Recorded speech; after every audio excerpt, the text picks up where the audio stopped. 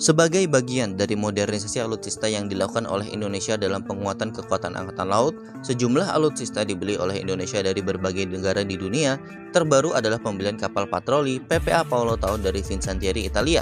Menurut keterangan Naval News, pada 5 April 2024, Indonesia telah menandatangani kontrak senilai 1,18 miliar euro untuk 2 kapal PPA. Menurut keterangan, 2 kapal ini akan dipersenjatai setara dengan kapal frigat karena akan dikonversi menjadi kapal versi full kombatan.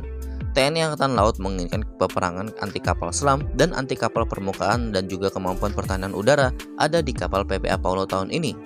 Mungkin pembelian kapal PPA ini adalah satu-satunya yang langsung dibayarkan oleh Indonesia karena yang terakhir seperti frame bergamini belum ada kelanjutan di masalah pembayaran. Indonesia sudah menyatakan bahwa pihaknya menginginkan kemajuan industri pertahanan dalam negeri, sehingga sudah pasti dalam setiap pembelian kapal perang PT PAL akan selalu dilibatkan. Nah, masalahnya adalah beberapa kesepakatan belum cukup untuk mengakomodir keinginan Indonesia ini. Semisal fregat bergamini kelas dari 6 unit yang dipesan hanya 2 unit saja yang dibangun di PT PAL. Lalu fregat FFM 30 Mogami kelas dari 8 unit yang dipesan hanya 2 unit saja juga yang dibangun di PT PAL. Hal di atas berbanding terbalik dengan Naval Group.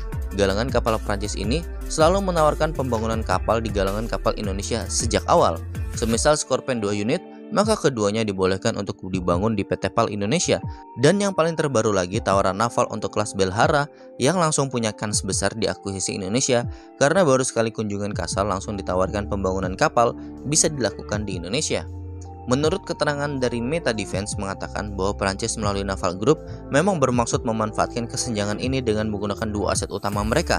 Yang pertama adalah perjanjian dengan pihak berwenang Indonesia dan galangan kapal PT PAL untuk membangun 2 kapal Scorpion Ilfov dengan tujuan yang diumumkan untuk memperluas armada menjadi 6 kapal. Kedua adalah menawarkan fregat FDI ke Indonesia untuk dibangun secara lokal.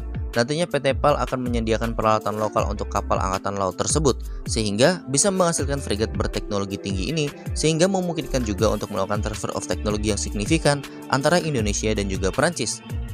Kesediaan Naval Group tentu tidak lepas dari kehadirannya di Indonesia sejak lama. Terhitung sejak tahun 2017, Naval sudah melakukan pendekatan dengan menganalisa kebutuhan Angkatan Laut Indonesia, sehingga tawaran Naval di kemudian hari sangat sulit untuk ditolak. Hal ini berbeda dengan yang lain yang memang bersedia memberikan transfer of teknologi, tapi lingkupnya tidak seluas yang diberikan oleh Naval Group Prancis. Bersandar pada teknologi militer Prancis memang tidak terlalu mengkhawatirkan, sebagaimana kita mengandalkan teknologi dari negara lain, terlebih jika ada negara yang bersangkutan dengan Amerika. Karena Prancis sendiri merupakan negara yang mandiri untuk urusan pertahanan, dan teknologi yang diciptakan sudah terbukti di medan perang sungguhan, dan kualitasnya selalu bisa dipertanggungjawabkan dan selalu mendapatkan pujian. Nah, bagaimana menurut kalian mengenai hal ini? Sampaikan komentar kalian di bawah.